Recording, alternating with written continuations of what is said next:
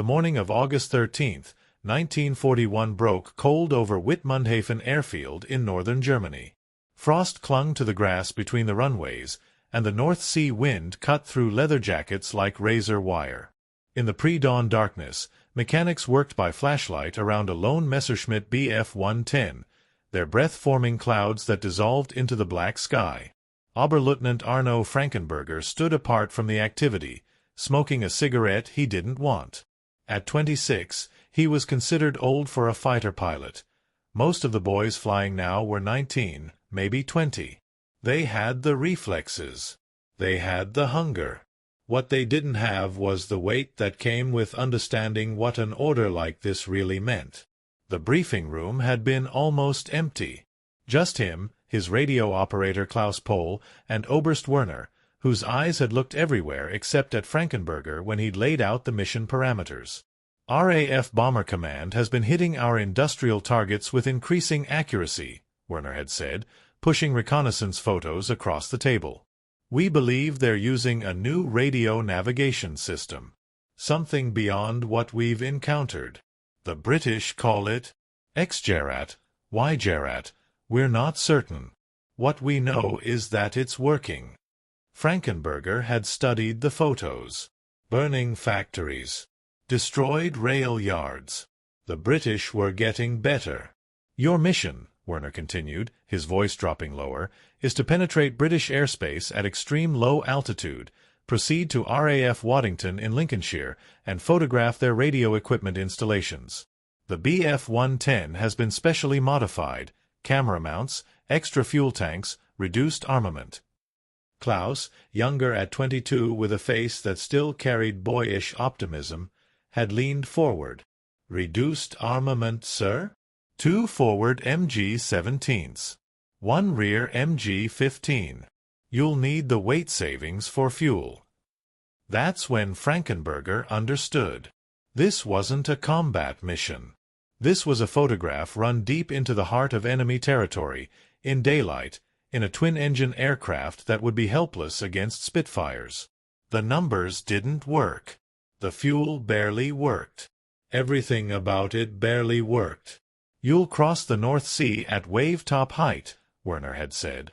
Avoid radar detection.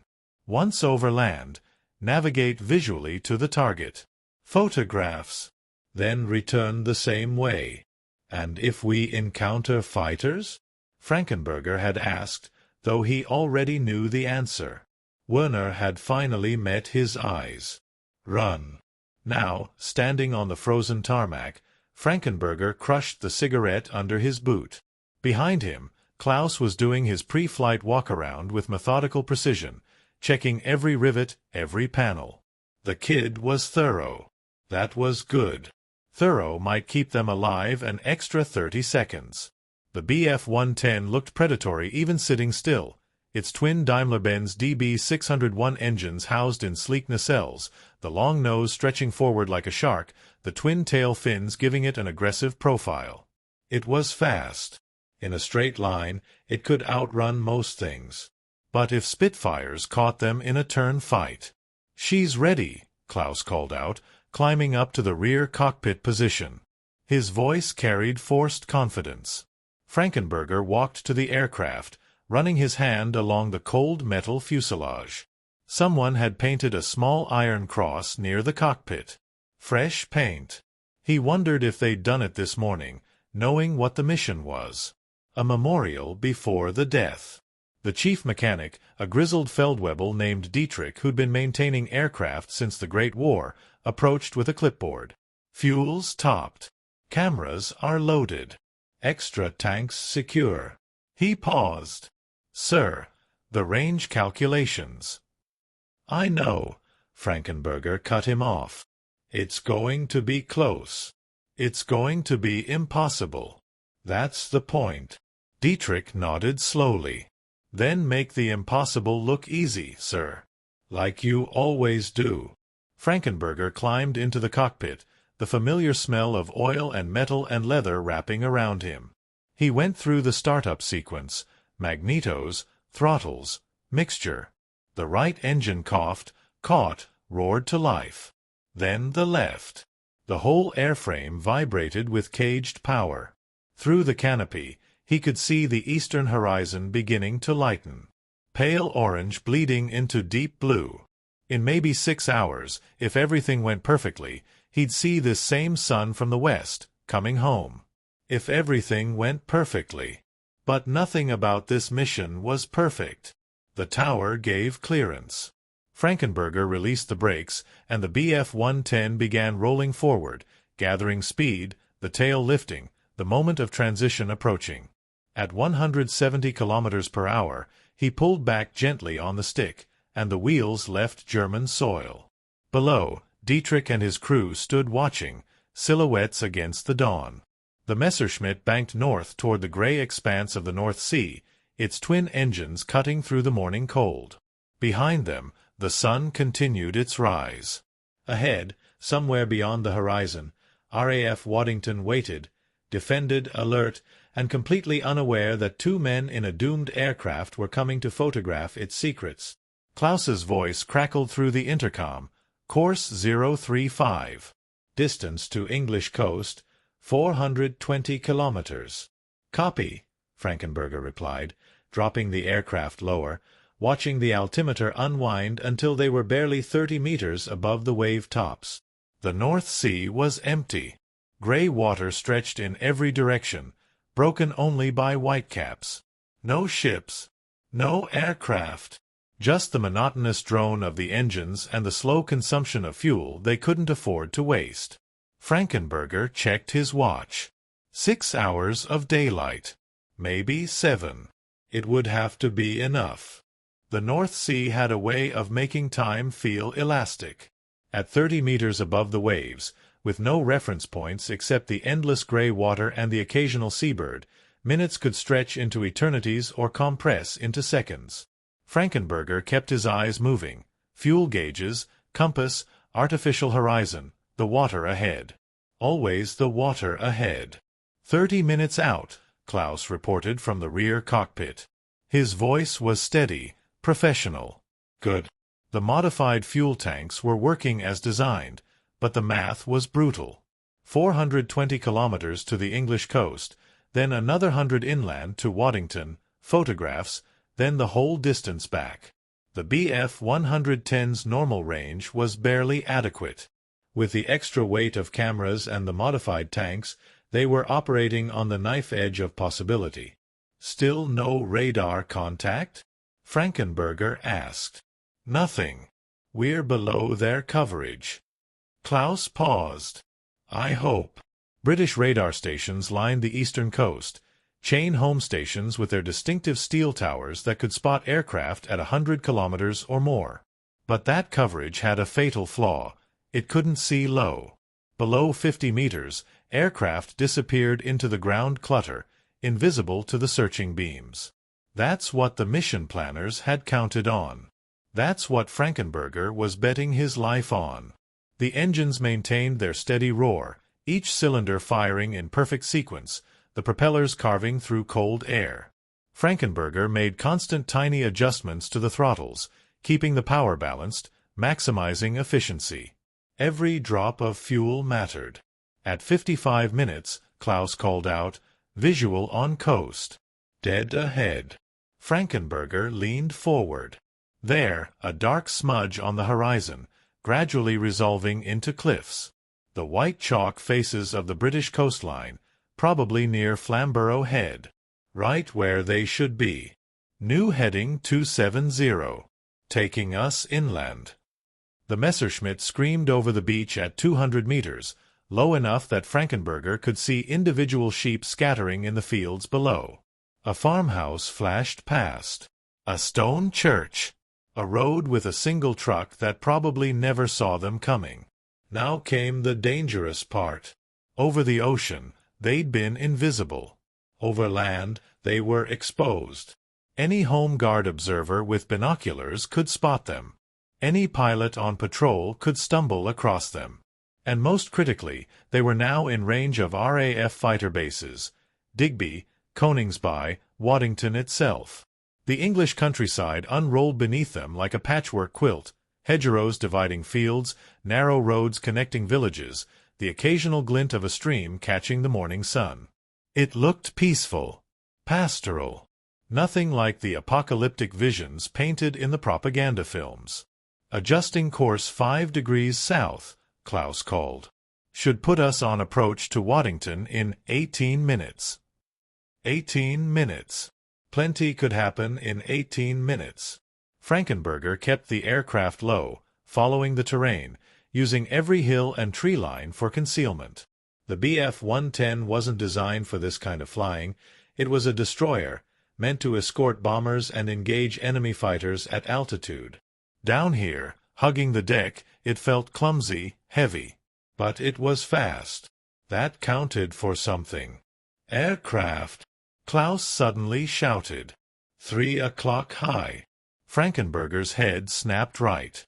There, maybe 2,000 meters up and 3 kilometers away, a formation of 3 Spitfires flying a standard patrol pattern.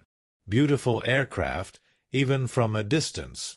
Elliptical wings, graceful lines. And deadly. "They haven't seen us," Frankenberger said quietly, watching the fighters continue on their course, oblivious to the lone German aircraft below them. "Hold steady." The Spitfires drifted past, their Merlin engines a distant buzz that faded into the morning. Klaus exhaled audibly through the intercom. "Too close," he muttered. "They all are." At 12 minutes out, the landscape began changing. More roads. More buildings. The outskirts of Lincoln City. And beyond that, the bomber bases. Waddington was one of several in the area, each one a hub of activity, home to dozens of Wellington and Hampton bombers, the crews that flew them, and the mysterious radio equipment that made their nighttime navigation possible. "I'm seeing more air activity," Klaus reported. "Multiple aircraft. Looks like training flights." Frankenberger spotted them, several twin-engine bombers doing circuit practice, taking off and landing repeatedly. Typical morning operations at an active base. Which meant Waddington was right where it should be, doing exactly what it should be doing, completely unaware that enemies were approaching. 5 minutes. Cameras ready. Armed and ready. 3 cameras, forward-facing, vertical, and oblique. I can trigger them from back here. Good. We get 1 pass. Maybe 20 seconds over target. Make it count. The countryside below was more developed now.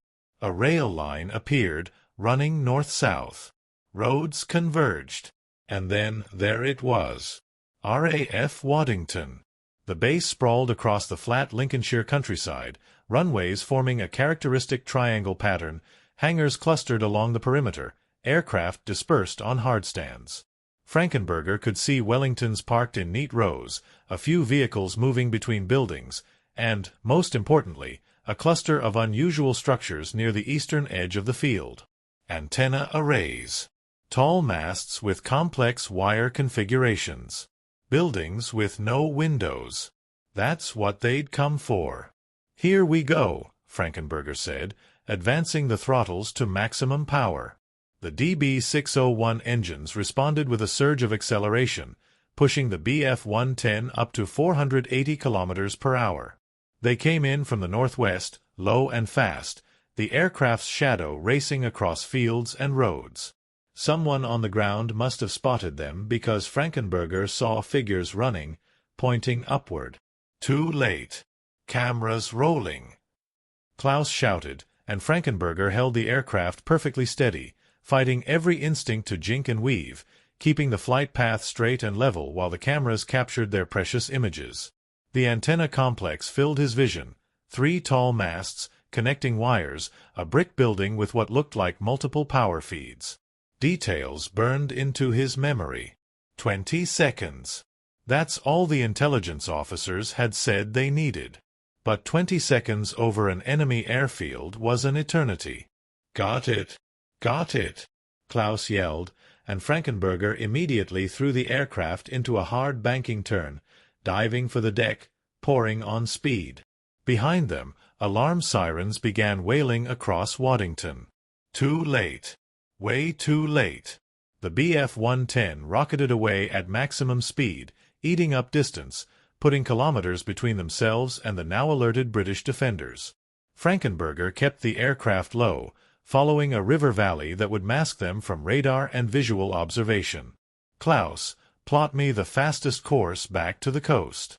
No navigation aids, straight visual. Working on it. Give me a minute. A minute they had. What they didn't have was unlimited time. Every second they spent over England was another chance for fighters to intercept, for anti-aircraft guns to find their range, for pure bad luck to catch up with them. The fuel gauges were already showing the return was going to be tight. Very tight. New heading 095, Klaus finally called.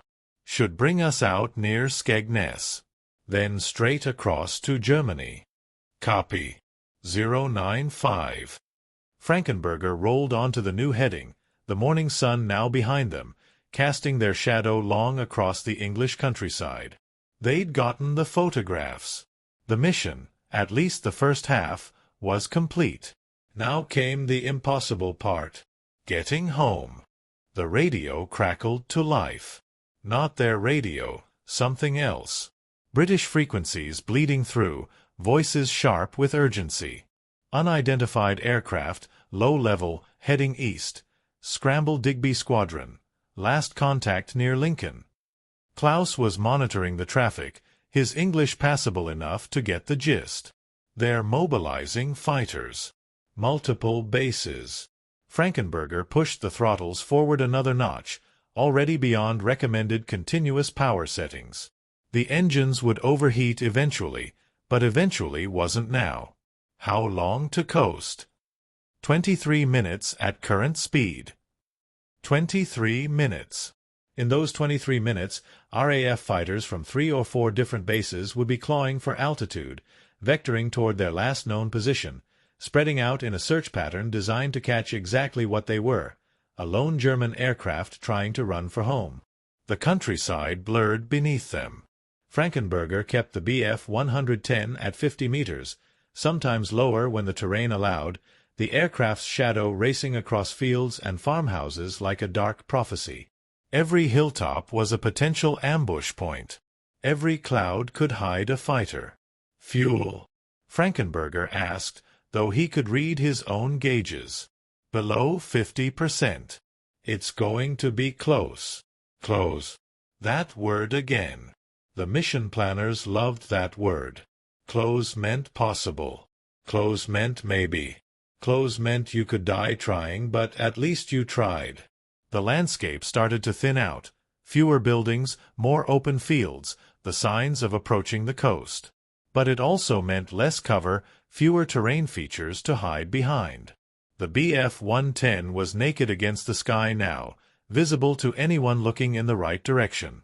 Aircraft! Klaus suddenly shouted. 6 o'clock high. 2 contacts. Frankenberger didn't think, he reacted. Full power, nose down, diving for the absolute deck, the altimeter unwinding through 40 meters, 30, 20. Trees flashed past close enough to touch. A stone wall materialized ahead and he yanked the stick, pulling up just enough to clear it, then back down. Behind them, 2 Spitfires had spotted the dark cross on their wings and were diving to intercept, their Merlin engines screaming as they came down like hawks on a rabbit. They're closing, Klaus called, swiveling his single MG-15 rear gun, knowing it was essentially useless but unable to do nothing. The British pilots knew their business. They split, one going high, one staying low, boxing the Messerschmitt in, cutting off escape angles. Classic fighter tactics. In another 30 seconds they'd be in firing range. Frankenberger's mind raced through options. Fight. Suicide. 2 forward MG-17s against 8 Browning .303s? Turn fight? The Spitfire would eat them alive in turns. Run straight? They were already running, and the Spitfires were faster in a dive. That left one option. Hold on, he shouted, and yanked the stick hard left while simultaneously kicking right rudder, throwing the Bf-110 into a vicious skidding turn that stressed the airframe to its limits. The aircraft shuddered, protested, but responded, swinging its nose around toward a narrow river valley cutting through low hills. Frankenberger dove into the valley, the steep sides rising up on either side, trees along the ridgeline. The Spitfires followed, but now they couldn't attack from the side, couldn't use their superior maneuverability. It was a straight chase in a confined space, and the Bf-110's straight-line speed was its only advantage. The valley twisted. Frankenberger threw the aircraft through the turns, wingtips clearing the hillsides by meters, sometimes less. This wasn't flying, it was controlled collision avoidance at 450 kilometers per hour. One mistake, one moment of inattention, and they'd cartwheel across the landscape in a fireball.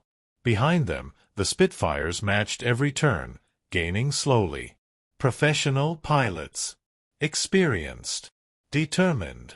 Tracer fire suddenly stitched the air to their left. The lead Spitfire had gotten close enough for a snapshot. 8 machine guns spitting hate, the tracer rounds glowing even in daylight, arcing toward the fleeing Messerschmitt. Return fire. Frankenberger ordered, not because it would do anything but because it might make the British pilots cautious, might buy them seconds. Klaus opened up with the MG-15, the gun chattering behind Frankenberger's head, spent casings clinking against the cockpit floor. Useless fire, really. Shooting backward at a fighter diving on you was desperation math. But desperation was all they had. The valley was ending. Ahead, the land opened up again, flat farmland stretching to the horizon. No more cover. Once they broke into open sky, the Spitfires would have them. Unless... Frankenberger saw it. A thin line of clouds, low stratus, maybe 100 meters up, stretching north-south across their escape path. Not much. But maybe enough. 10 seconds to cloud cover, he called out, willing the Bf-110 forward, every engine revolution precious, the DB-601s howling at maximum emergency power, temperatures already in the red zone. More tracer fire, closer this time.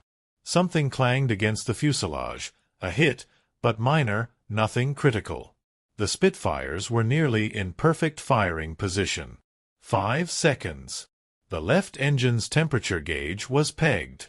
Smoke began streaming from the cowling. 3 seconds. Klaus's MG-15 went silent, ammunition exhausted. 1 second. They hit the cloud bank at full speed, gray mist suddenly enveloping them, visibility dropping to nothing. Frankenberger immediately rolled hard right, changing course, counting in his head, then rolling left, changing again, flying blind but hoping the Spitfires behind them would lose track in the cloud, would have to make guesses about which way their prey had turned. 10 seconds in the cloud. 15. 20. Frankenberger broke out the far side into clear air, immediately diving back to deck level. The coast was visible ahead now, the gray North Sea beyond the shoreline, salvation in the form of open water where radar couldn't track and fighters had to break off or risk running out of fuel themselves. "Where are they?" he asked Klaus, who was craning around, searching the sky. "I don't see. Wait. 3 o'clock, pulling up. They're breaking off." Frankenberger risked a glance. The 2 Spitfires were climbing, turning back westward, giving up the chase. Smart. They'd pressed to the limit of their combat radius.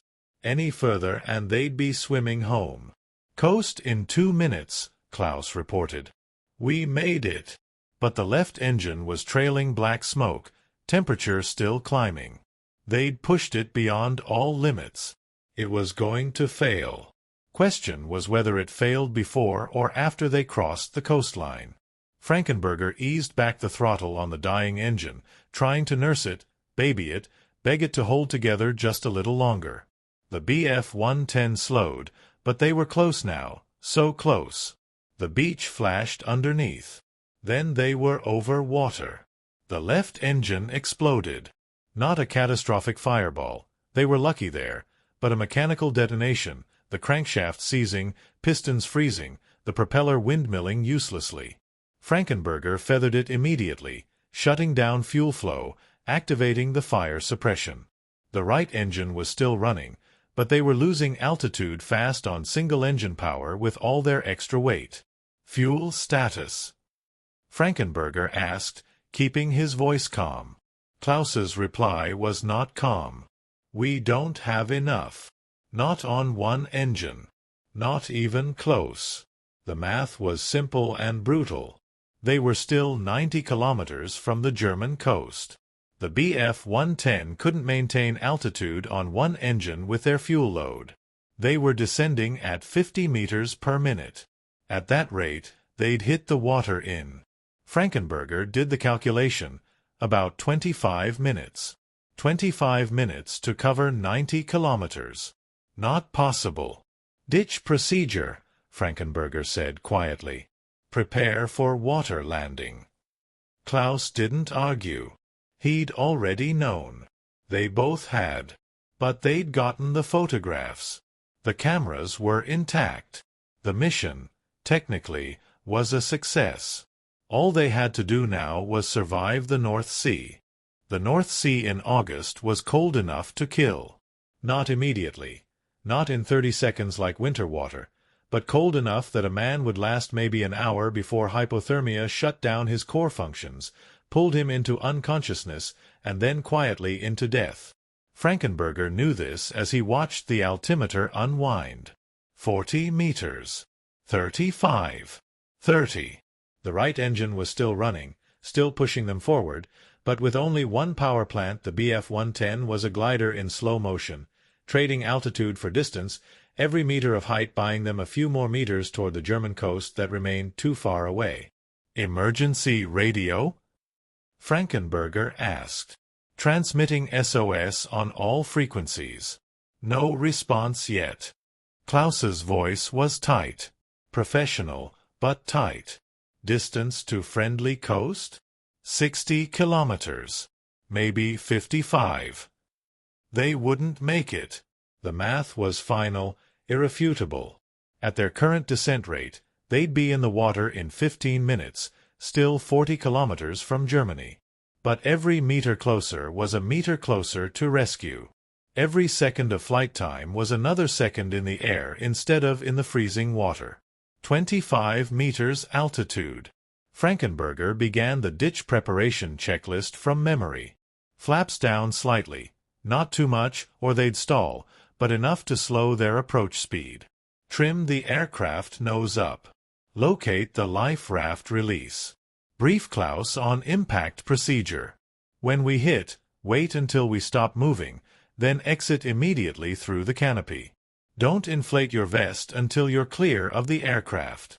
Stay with the plane as long as it floats. It'll be more visible to rescue. Copy. A pause. "Arno, we got the pictures." "Yes, we did." That mattered. Whatever happened in the next few minutes, the cameras in the rear fuselage contained images of RAF Waddington's radio equipment, images that would help German intelligence understand British navigation systems, images that might save German lives. The mission was complete. But completion and survival were different things. 20 meters. The wave tops were clearly visible now, white caps breaking in the morning wind, the water gray-green and utterly uninviting. Frankenberger had ditched once before in training, a carefully controlled exercise in calm water with rescue boats standing by. This would be nothing like that. 15 seconds, he called out, checking his harness, gripping the stick with both hands. The trick was to touch down at minimum speed without stalling, to hit between the waves, not into them, to keep the wings level so the aircraft didn't cartwheel and break apart. Easy. Just like training. Except training didn't include a dying engine, battle damage, fuel exhaustion, and genuine consequences for failure. 10 seconds. The North Sea rushed up at them. Frankenberger pulled back slightly on the stick, flaring the nose, bleeding off speed. The single working engine was howling, pushed beyond all limits, but he kept it going, kept it running right up until the last moment. 5 seconds. "Brace!" he shouted. The main wheels, still extended because there'd been no time to retract them, touched first, digging into the water like plows. The deceleration was instantaneous and violent, throwing Frankenberger against his harness, the world becoming chaos and noise and spray. The Bf-110's nose plunged down. Water exploded over the canopy. The tail lifted. For one terrible moment Frankenberger thought they were going to flip end over end, but the design held. The strong fuselage, the heavy engines, the streamlined hull, and the aircraft settled back, nose buried, tail high, but upright. They floated. Out. Out now. Frankenberger yelled, already releasing his harness, throwing back the canopy. Salt water was pouring into the cockpit through a dozen tears and gaps in the fuselage. The plane was sinking, settling deeper every second. Klaus was out of his cockpit, scrambling along the fuselage toward the life raft storage. His hands were shaking, adrenaline and cold, but he got the compartment open, pulled the raft free, yanked the CO2 cartridge. The raft inflated with a sharp hiss, bright yellow against the gray water. Frankenberger grabbed the camera cases. They were why they'd come, why they'd nearly died, and passed them to Klaus, who secured them in the raft. Then both men were in the water, the cold hitting like electricity, sucking the air from lungs, making muscles seize. The Bf-110 was sinking faster now, the nose completely submerged, air escaping in great bubbles from the cockpit. 20 seconds. 30. Then just the tail visible, vertical like a tombstone, the twin fins breaking the surface. Then it was gone.